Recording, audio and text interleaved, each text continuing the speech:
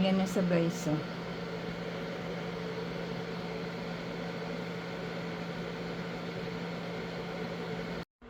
Ito naman guys, yung kinayod ko na kasaba or kamuting kahoy sa Bisaya.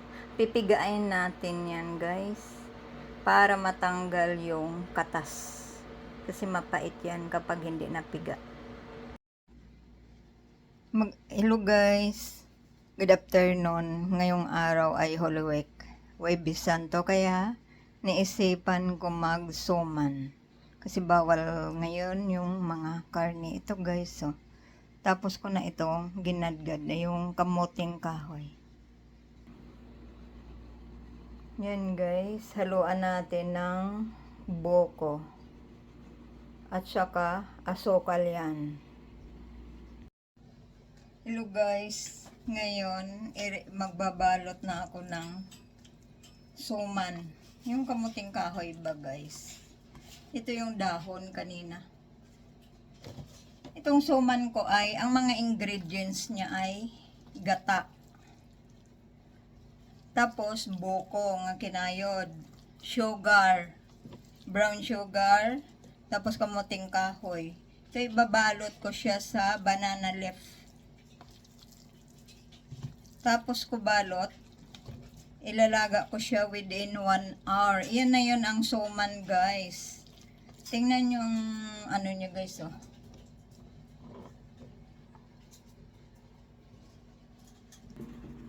Ito sa guys, yan, oh.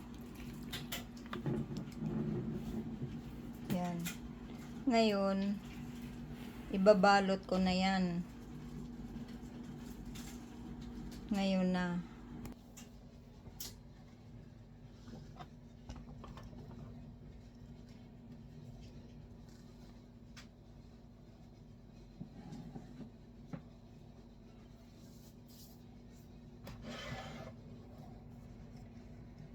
Tanggalin ko muna siya guys sa tripod, no? Para, ano, wait lang. Hello guys, ipagpatuloy na natin yung pagbabalot natin ng kamuting kahoy. Yan guys.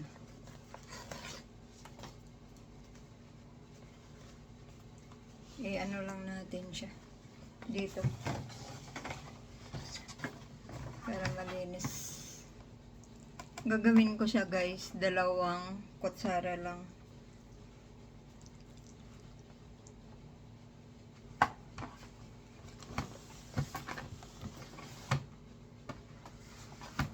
Delicacy from Iloilo.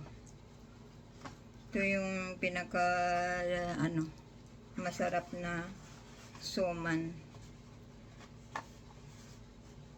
Kasi dito sa Maynila, ang ano nila guys, yung suman, walang buko yan. Siyempre, pang tinda nila yon. Hindi yan, kumakain ka lang ng, kamuting kahoy na may asukal, yun lang. Pero ito, ang gawa ko ay paano namin gawin yung sa Iloilo style ito guys. Mamaya gugupitan ko pa yan yung mga matutulis na yan. Lagay muna natin dito guys, oh. So malinis. Mamaya ko na i-transfer.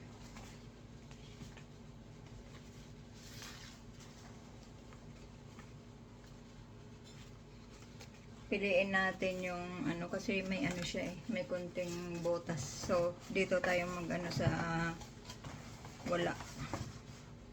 Kasi pang dagdag din yan takip. Mahal kasi dito guys yung dahon ng saging, tapos hindi pa dagdagan ko guys kasi baka makulang yung banana leaf ko. Ito lang. Kukuha ako siguro guys ng plato, no? Kasi medyo mahirap ba. Plato lang mababa. Ito gugupitan natin yan kasi sobra na yan. Sobra na siya. Yan.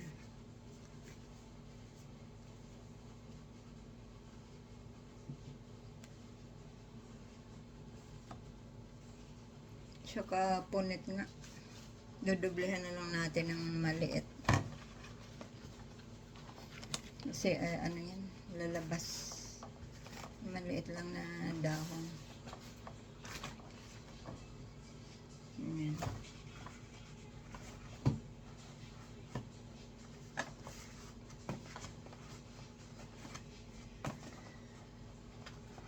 Yung ate ko nito sa probinsya, napakagaling magbalot.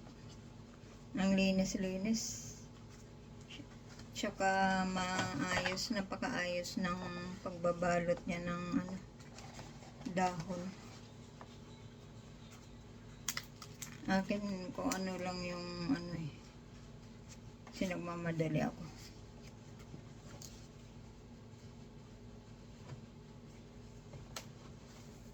Nasa natin yung tissue kasi dito na natin ilagay yung ano.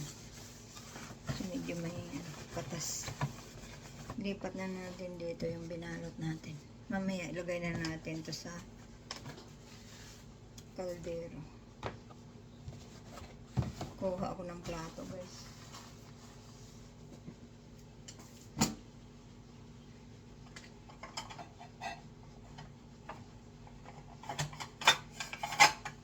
Or dito na lang sa maliit. Para ano siya, hindi siya. Ito yung napunasan ko na to, guys. Tapos ko ano sa ano kumukulong tubig. Parang ano ko siya. Tawag diyan, steam blanch or ano. Basta. Iyon. Balot. Yan. Hindi ko na siya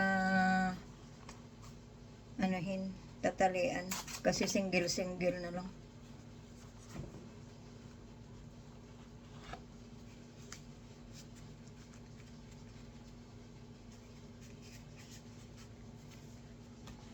Bagal tayo, guys, kasi hindi ko naman to kabisado. Ay ibig sabihin hindi ko ano ba, hindi kagaya ng ate ko bihasa. Lahat ng kakanin yun alam niya.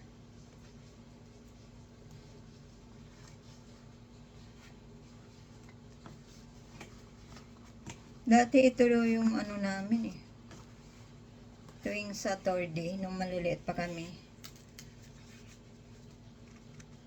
para may baon kami pagka Lunes sa school. Ito yung binubungkal namin yung kamuting kahoy namin nga tanim. Tapos ginagawang suman para may baon sa school. Ibibenta pa ito kinabukasan. Sabado, pagkalinggo ibibenta. Para may baon, pambili ng bigas. Nung maliliit pa kami. Kasi nga, ano, yung buhay namin ay hindi saganan kagaya ng ibang ano, pamilya na sagana. Puro aral lang. Kami hindi eh. Kayod para makaaral.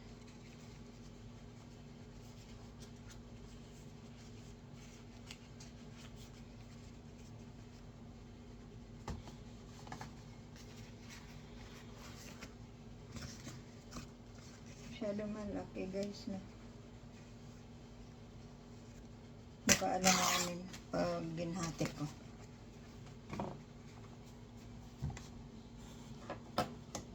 Anahan natin ng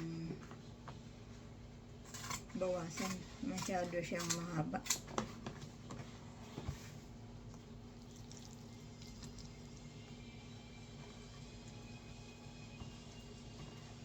Ipagpatuloy ko lang to, guys, yung pagbabalot ko ng suman, ha. Magkikita tayo mamaya pagkatapos na to maluto. Bye muna guys.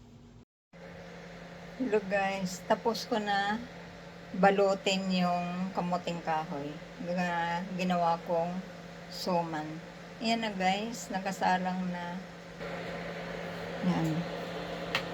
Mga after 1 hour natin siya tikman. Kasi nga, matagal pa yan. May sapin kasi yan guys. Ang tinubig ko dyan, yung pangalawang gata ng nyug. Ang unang gata ay ginhalo ko muna doon sa kamuting kahoy ginadgad. Yung hinaluan ko ng buko kanina. Kaya hintayin natin siya guys after 1 hour. Balikan ko kayo mamaya.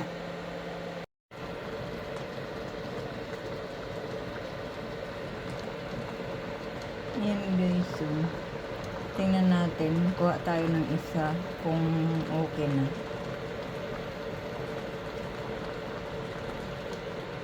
Yan, niluto na yan.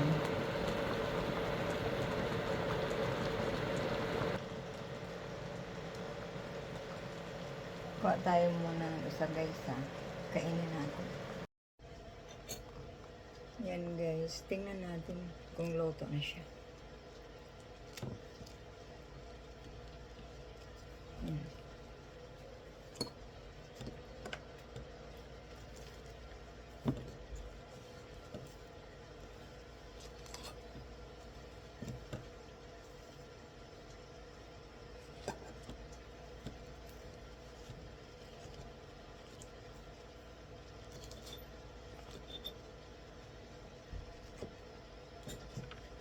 Guys, ito na siya oh.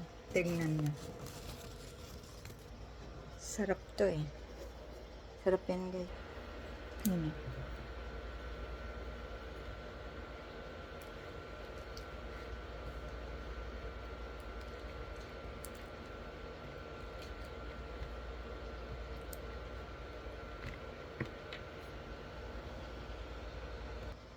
Yan.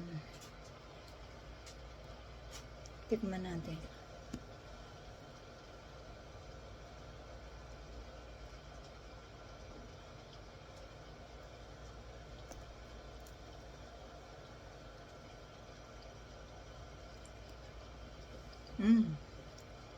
Sarap siya guys.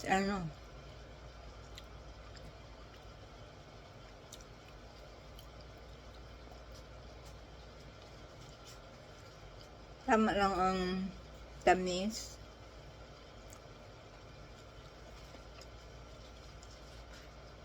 Pero sagana sa gata at saka yung buko. Yung kinayod. Harap. Kain tayo guys. Harap yan. Ito na yung kakainin natin bukas kasi mahal na araw bukas guys. Bawal ang karni. So ito, pwede lang siya sa kape. Yan, isda lang kung pwede kainin natin kasi mahal na araw. Thank you guys.